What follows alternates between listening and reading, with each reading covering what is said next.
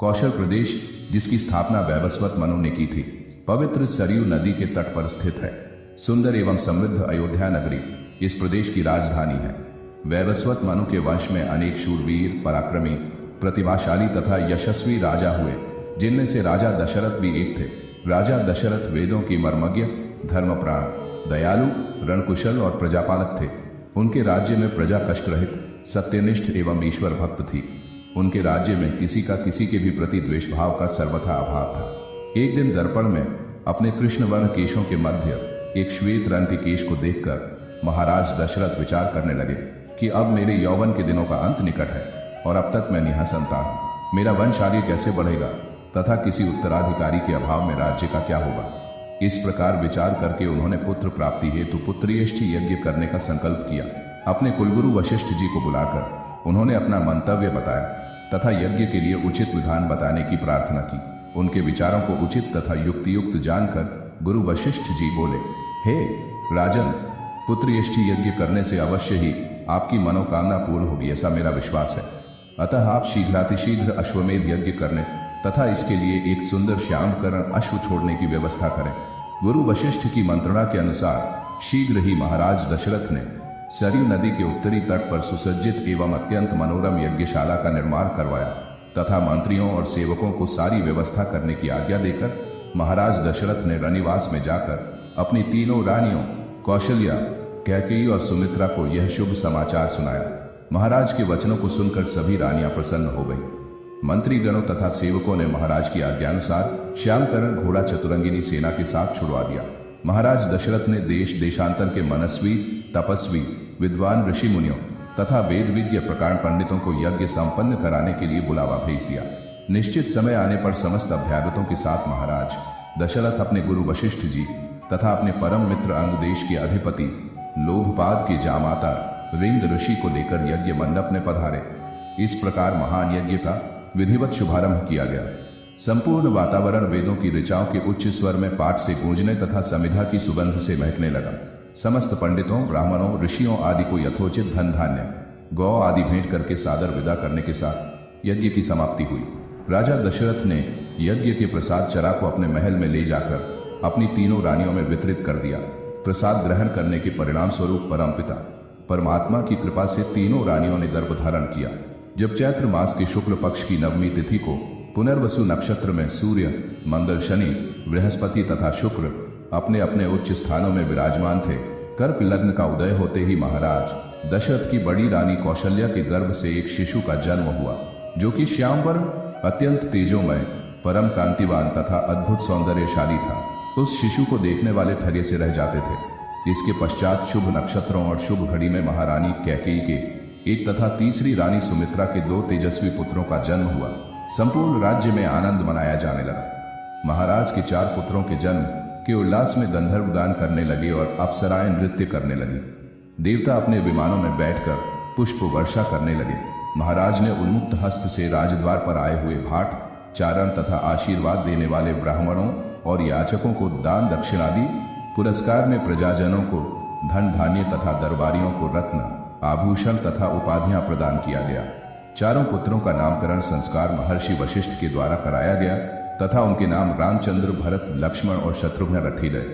आयु बढ़ने के साथ ही साथ रामचंद्र गुणों में भी अपने भाइयों से आगे बढ़ने तथा प्रजा में अत्यंत लोकप्रिय होने लगे। उनमें अत्यंत विलक्षण प्रतिभा थी, जिसके परिणाम स्वरूप अल्पकाल में ही वे समस्त विषयों में पारंगत हो गए। उन्हें सभी प्रकार के अस्त्र शस्त्रों को चलाने तथा हाथी, घोड़े एवं सभी प्रकार के वाहनों की सवारी में उन्हें असाधारण निपुणता प्राप्त हो गई। वे निरंतर माता पिता और गुरुजनों की सेवा में लगे रहते थे। उनका अनुसरण शेष 3 भाई भी करते थे। गुरुजनों के प्रति जितनी श्रद्धा भक्ति इन चारों भाइयों में थी, उतना ही उनमें परस्पर प्रेम और सौहार्द भी था। महाराज दशरथ का हृदय अपने चारों पुत्रों को देखकर गर्व और आनंद से भर उठता था। अयोध्यापति महाराज दशरथ के दरबार में यथोचित आसन पर गुरु वशिष्ठ, मंत्रीगण और दरबारीगण बैठे थे। अयोध्यानरेश ने गुरु वशिष्ठ से कहा, हे गुरुदेव, जीवन तो क्षणभंगुर है और मैं वृद्धावस्था की ओर अग्रसर होते जा रहा हूँ। राम, भरत, लक्ष्मण और शत्रुघ्न चारों ही राजकुमार अब वयस्क भी हो चुके हैं। मेरी इच्छा है कि इस शरीर को त्यागने के पहले राजकुमारों का विवाह देख लूं। अतः आपसे निवेदन है कि इन राजकुमारों के लिए योग्य कन्याओं की खोज करवाएं। महाराज दशरथ की बात पूरी होते ही द्वारपाल ने ऋषि विश्वामित्र के आगमन की सूचना दी। स्वयं राजा दशरथ ने द्वार तक जाकर विश्वामित्र की अभ्यर्थना की और आदरपूर्वक उन्हें दरबार के अंदर ले आए तथा गुरु वशिष्ठ के पास ही आसन देकर उनका यथोचित सत्कार किया। कुशल लक्षण पूछने के पश्चात राजा दशरथ ने विनम्र वाणी में ऋषि विश्वामित्र से कहा, हे मुनिश्रेष्ठ, आपके दर्शन से मैं कृतार्थ हुआ तथा आपके चरणों की पवित्र धूलि से यह राज दरबार और संपूर्ण अयोध्यापुरी धन्य हो गई। अब कृपा करके आप अपने आने का प्रयोजन बताइए। किसी भी प्रकार की आपकी सेवा करके मैं स्वयं को अत्यंत भाग्यशाली समझूंगा। राजा के विनयपूर्ण वचनों को सुनकर मुनि विश्वामित्र बोले, हे राजन, आपने अपने कुल की मर्यादा के अनुरूप ही वचन कहे हैं। इक्ष्वाकु वंश के राजाओं की श्रद्धा भक्ति गौ ब्राह्मण और ऋषि मुनियों के प्रति सदैव ही रही है। मैं आपके पास एक विशेष प्रयोजन से आया हूँ। समझिए कि कुछ मांगने के लिए आया हूँ। यदि आप मुझे वांछित वस्तु देने का वचन दें तो मैं अपनी मांग आपके सामने प्रस्तुत करूं। आपके वचन न देने की दशा में मैं बिना कुछ मांगे ही वापस लौट जाऊंगा। महाराज दशरथ ने कहा, हे ब्रह्मर्षि, आप निसंकोच अपनी मांग रखें। संपूर्ण विश्व जानता है कि रघुकुल के राजाओं का वचन ही उनकी प्रतिज्ञा होती है। आप मांग तो मैं अपना शीश काट कर भी आपके चरणों में रख सकता। उनके इन वचनों से आश्वस्त ऋषि विश्वामित्र बोले, राजन, मैं अपने आश्रम में एक यज्ञ कर रहा। इस यज्ञ के पूर्णाहुति के समय मारीच और सुबाहु नाम के दो राक्षस आकर रक्त, मांस आदि अपवित्र वस्तुएं यज्ञ वेदी में फेंक देते हैं। इस प्रकार यज्ञ पूर्ण नहीं हो पाता। ऐसा वे अनेक बार कर चुके हैं। मैं उन्हें अपने तेज से श्राप देकर नष्ट भी नहीं कर सकता, क्योंकि यज्ञ करते समय क्रोध करना वर्जित है। मैं जानता हूं कि आप मर्यादा का पालन करने वाले ऋषि मुनियों के हितैषी एवं प्रजावत्सल राजा हैं। मैं आपसे आपके ज्येष्ठ पुत्र राम को मानने के लिए आया हूं, ताकि वह मेरे साथ जाकर राक्षसों से मेरे यज्ञ की रक्षा कर सके और मेरा यज्ञानुष्ठान निर्विघ्न पूरा हो सके। मुझे पता है कि राम आसानी के साथ उन दोनों का संहार कर सकते हैं, अतः केवल 10 दिनों के लिए राम को मुझे दे दीजिए। न था से सुमैट सो था। कार्य पूर्ण होते ही मैं उन्हें सकुशल आपके पास वापस पहुंचा दूंगा। विश्वामित्र की बात सुनकर राजा दशरथ को अत्यंत विषाद हुआ। ऐसा लगने लगा कि अभी वे मूर्छित हो जाएंगे। फिर स्वयं को संभाल कर उन्होंने कहा, मुनिवर, राम अभी बालक है। राक्षसों का सामना करना उसके लिए संभव नहीं होगा। आपकी यज्ञ की रक्षा करने के लिए मैं स्वयं ही जाने को तैयार हूं। विश्वामित्र बोले, राजन, आप तनिक भी संदेह न करें कि राम उनका सामना नहीं कर सकते। मैंने अपने योग बल से उनकी शक्तियों का अनुमान लगा लिया है। आप निशंक होकर राम को मेरे साथ भेज दीजिए। इस पर राजा दशरथ ने उत्तर दिया, हे मुनिश्रेष्ठ, राम ने अभी तक किसी राक्षस के माया प्रपंचों को नहीं देखा है और उसे इस प्रकार के युद्ध का अनुभव भी नहीं है। जब से उसने जन्म लिया है मैंने उसे अपनी आंखों के सामने से कभी ओझल भी होने नहीं दिया। उसके वियोग से मेरे प्राण निकल जाएंगे। आपसे विनय है कि कृपा करके मुझे ससैन्य चलने की आज्ञा दें। पुत्रमोह से ग्रसित होकर राजा दशरथ को अपनी प्रतिज्ञा से विचलित होते देख ऋषि विश्वामित्र आवेश में आ गए। उन्होंने कहा, राजन, मैं नहीं जानता था कि रघुकुल में अब प्रतिज्ञा पालन करने की परंपरा समाप्त हो गई है। यदि जानता होता तो मैं कदापि नहीं आता। लो, मैं अब चला जाता हूँ। बात समाप्त होते होते उनका मुख क्रोध से लाल हो गया। विश्वामित्र को इस प्रकार क्रुद्ध होते देखकर दरबारी एवं मंत्रीगण भयभीत हो गए और किसी प्रकार के अनिष्ट की कल्पना से वे कांप उठे। गुरु वशिष्ठ ने राजा को समझाया, हे राजन, पुत्र के मोह में ग्रसित होकर रघुकुल की मर्यादा, प्रतिज्ञा पालन और सत्य निष्ठा को कलंकित मत कीजिए। मैं आपको परामर्श देता हूं कि आप राम के बालक होने की बात को भूलकर एवं निःशंक होकर राम को मुनिराज के साथ भेज दीजिए। महामुनि अत्यंत विद्वान, नीति निपुण और अस्त्र शस्त्र के ज्ञाता है। मुनिवर के साथ जाने से राम का किसी प्रकार से भी अहित नहीं हो सकता। उल्टे वे इनके साथ रहकर शस्त्र और शास्त्र विद्याओं में अत्यधिक निपुण हो जाएंगे तथा उनका कल्याण ही होगा। गुरु वशिष्ठ के वचनों से आश्वस्त होकर राजा दशरथ ने राम को बुला भेजा। राम के साथ साथ लक्ष्मण भी वहां चले आए। राजा दशरथ ने राम को ऋषि विश्वामित्र के साथ जाने की आज्ञा दी। पिता की आज्ञा शिरोधार्य करके राम के मुनिवर के साथ जाने के लिए तैयार हो जाने पर लक्ष्मण ने भी ऋषि विश्वामित्र से साथ चलने के लिए प्रार्थना की और अपने पिता से भी राम के साथ जाने के लिए अनुमति मांगी। अनुमति मिल जाने पर राम और लक्ष्मण सभी गुरुजनों से आशीर्वाद लेकर ऋषि विश्वामित्र के साथ चल पड़े। समस्त अयोध्या वासियों ने देख कि मंद धीर गति से जाते हुए मुनिश्रेष्ठ विश्वामित्र के पीछे पीछे कंधों पर धनुष और तरकस में बाढ़ रखे दोनों भाई राम और लक्ष्मण ऐसे लग रहे थे मानो ब्रह्मा जी के पीछे दोनों अश्विनी कुमार चले जा रहे हैं। अद्भुत कांति से युक्त दोनों भाई गोह की त्वचा से बने दस्ताने पहने हुए थे। हाथों में धनुष और कटी में तीक्ष्ण धार वाली कृपाएं शोभायमान हो रही थी। ऐसा प्रतीत होता था मानो स्वयं शौर्य ही शरीर धारण करके चले जा रहे हों। लता वृक्षों के मध्य से होते हुए 6 कोस लंबा मार्ग पार करके वे पवित्र सरयू नदी के तट पर पहुंचे। मुनि विश्वामित्र ने स्नेहयुक्त मधुर वाणी में कहा, हे वत्स, अब तुम लोग सरयू के पवित्र जल से आचमन स्नान आदि करके अपनी थकान दूर कर लो, फिर मैं तुम्हें प्रशिक्षण दूंगा। सर्वप्रथम मैं तुम्हें बला और अतिबला नामक विद्याएं सिखाऊंगा। इन विद्याओं के विषय में राम के द्वारा जिज्ञासा प्रकट करने पर ऋषि विश्वामित्र ने बताया, ये दोनों ही विद्याएं असाधारण हैं। इन विद्याओं में पारंगत व्यक्तियों की गिनती संसार के श्रेष्ठ पुरुषों में होती है। विद्वानों ने इन्हें समस्त विद्याओं की जननी बताया है। इन विद्याओं को प्राप्त करके तुम भूख और प्यास पर विजय पा जाओगे। इन तेजोमय विद्याओं की सृष्टि स्वयं ब्रह्मा जी ने की है।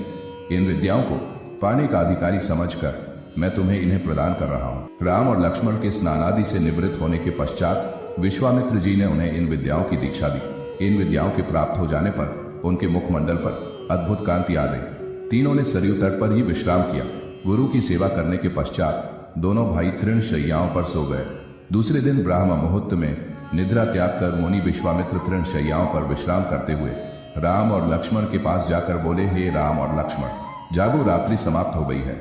कुछ ही काल में प्राचीन में भगवान भुवन भास्कर उदित होने वाले हैं। जिस प्रकार वे अंधकार का नाश कर समस्त दिशाओं में प्रकाश फैलाते हैं, उसी प्रकार तुम्हें भी अपने पराक्रम से राक्षसों का विनाश करना है।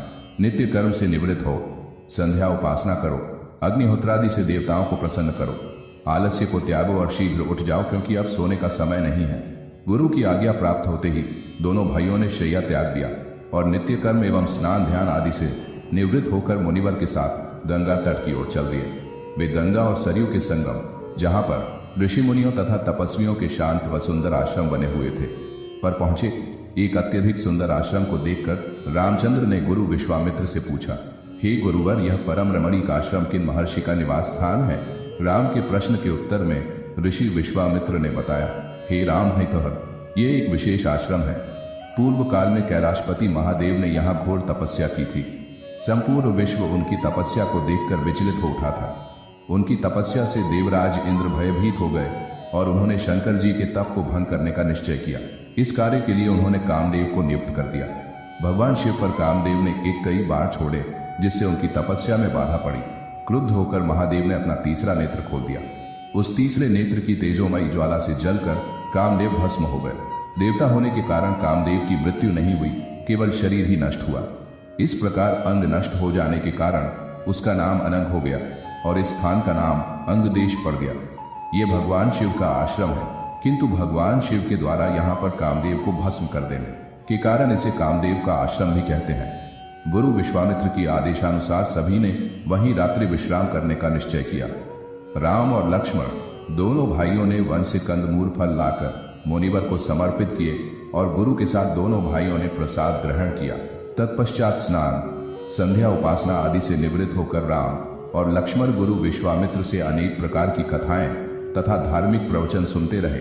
अंत में गुरु की यथोचित सेवा करने के पश्चात आज्ञा पाकर वे परम पवित्र गायत्री मंत्र का जाप करते हुए तृण शैयाओं पर जा विश्राम करने लगे। स्त्री के रूप में तारका एक घोर पाप है और पाप को नष्ट करने में कोई पाप नहीं होता। हे राम, तुम इस पापिनी का संहार कर दो। प्रातःकाल स्नान, संध्योपासना आदि कार्यों से निवृत्त होकर राम और लक्ष्मण गुरु विश्वामित्र के साथ सरिता तट पर पहुंचे।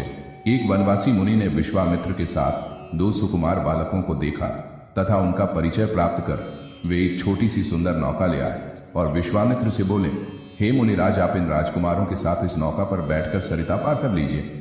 विश्वामित्र जी ने उस मुनि को धन्यवाद दिया और राम तथा लक्ष्मण के साथ नौका पर सवार हो गए।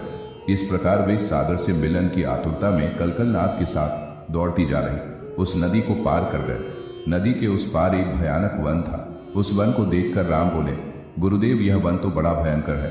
सभी ओर से सिंह, व्याघ्र आदि हिंसक पशुओं के दहाड़ने और हाथियों के चिंघाड़ने की ध्वनि आ रही है। जंगली सुअर, भालू, वन भैंसें आदि वन्य प्राणी भ्रमण करते दृष्टिगत हो रहे हैं।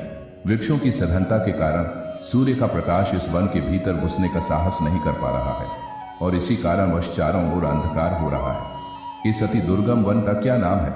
राम के इस प्रश्न का उत्तर विश्वामित्र ने इस प्रकार दिया, हे राघव, पूर्व काल में जिस स्थान में वन्ना होकर मलदा और करूप नाम के 2 बड़े समृद्ध राज्य हुआ करते थे, दोनों ही राज्य ऊंची ऊंची अट्टालिकाओं, वीथिकाओं तथा सुंदर पथों से सुशोभित थे तथा धन धान्य और समृद्धि से परिपूर्ण थे।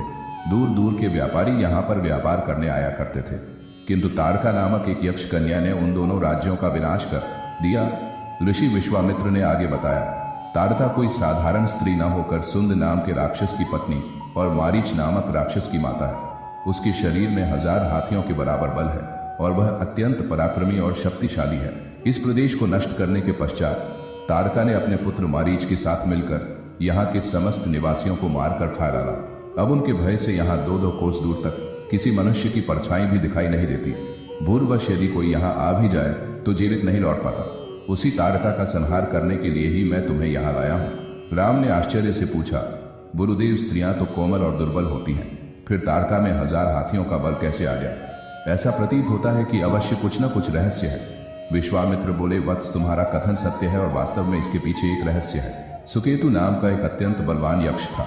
वह संतानहीन था, अतः संतान प्राप्ति के उद्देश्य से उसने ब्रह्मा जी की कठोर तपस्या की। उसकी तपस्या से प्रसन्न होकर ब्रह्मा जी ने उसे संतान होने का वरदान दे दिया। परिणाम स्वरूप तारका का जन्म हुआ। सुकेतु के द्वारा तारका के अत्यंत बली होने का वर मांगने पर ब्रह्मा जी ने उसके शरीर में 1000 हाथियों का बल दे दिया। विवाह योग्य आयु होने पर सुकेतु ने तारका का विवाह सुंद नामक राक्षस से कर दिया और उससे मारीच का जन्म हुआ। मारीच भी अपनी माता के समान बलवान और पराक्रमी था। वह सुंद राक्षस का पुत्र होकर भी स्वयं राक्षस नहीं था, किंतु बाल्यकाल में वह बहुत उपद्रवी था। ऋषि मुनियों को अकारण कष्ट दिया करता था। उसके उपद्रवों से त्रस्त होकर एक दिन अगस्त्य मुनि ने उसे राक्षस हो जाने का शाप दे दिया। अपने पुत्र के राक्षस गति प्राप्त हो जाने से सुंद अत्यंत क्रोधित हो गया और अगस्त्य ऋषि को मारने दौड़ा। इस पर अगस्त्य ऋषि ने शाप देकर सुंद को तत्काल भस्म कर दिया। अपने पति की मृत्यु का बदला लेने के लिए तारका भी अगस्त्य ऋषि पर झपटी। इस पर अगस्त्य ऋषि ने शाप देकर तारका के सौंदर्य को नष्ट कर दिया और वह अत्यंत कुरूप हो गई। अपनी कुरूपता को देखकर और अपने पति की मृत्यु का बदला लेने के लिए तारका ने अगस्त्य मुनि के आश्रम को नष्ट करने का संकल्प किया है। अतः राम, मैं तुम्हें आज्ञा देता हूं कि तुम तारका का वध करो। तुम्हारे अतिरिक्त इसका वध कोई भी नहीं कर सकता। अपने मन से यह विचार निकाल दो कि यह स्त्री है और स्त्री का वध मैं कैसे करूं। स्त्री के रूप में यह एक घोर पाप है और पाप को नष्ट करने में कोई पाप नहीं होता। समस्त संशय को त्याग कर मेरी आज्ञा से तुम इस पापिनी का संहार कर दो। राम ने कहा, गुरुदेव, आपकी आज्ञा मुझे शिरोधार्य है। समस्त मानवों के कल्याण के लिए मैं अवश्य ही तारका का वध करूंगा। इतना कहकर राम ने अपने धनुष पर बाण रखकर उसकी प्रत्यंचा को कान तक खींचकर भयंकर टंकार किया। टंकार से उत्पन्न ध्वनि से समस्त वन प्रांत गुंजायमान हो उठा। वन्य प्राणी भयभीत होकर इधर उधर भागने लगे। इस प्रकार की अप्रत्याशित खलबली मची देखकर तारका क्रोध से भर उठी। धनुष ताने राम को देखते ही इस विचार से कि कोई अपरिचित कुमार उसके साम्राज्य पर आधिपत्य करना चाहता है, वह क्रोध से पागल हो गई। राम पर आक्रमण करने के लिए वह तीव्र गति से उन पर झपटी। तारका को अपनी ओर आते देखकर राम ने लक्ष्मण से कहा, हे सौमित्र, ताड़ के वृक्ष जैसी विशाल और विकराल मुख वाली इस राक्षसी का शरीर कितना कुरूप है। इसकी मुख मुद्रा देखकर ही प्रतीत होता है कि यह बड़ी हिंसक है और निरीह प्राणियों की हत्या करके उनका रक्तपान करने में इसे बहुत आनंद आता होगा। तुम एक तरफ सावधान होकर खड़े हो जाओ और देखो कि कैसे इसे मैं अभी यमलोक भेजता हूं। विकराल देहधारिणी तारका अपने बड़े बड़े दांत चमकाती, भुजाओं को फैलाए हुए द्रुतगामी बिजली की तरह राम और लक्ष्मण पर अत्यंत तीव्रता के साथ झपटी। राम इस भयंकर आक्रमण के लिए पहले से ही तत्पर थे। उन्होंने तीक्ष्ण बाण चलाकर उसके हृदय को छलनी कर दिया। उसके वक्षस्थल से गर्म गर्म रक्त की धारा प्रवाहित हो उठी। वह आक्रमण करने के लिए पुनः टूट पड़े।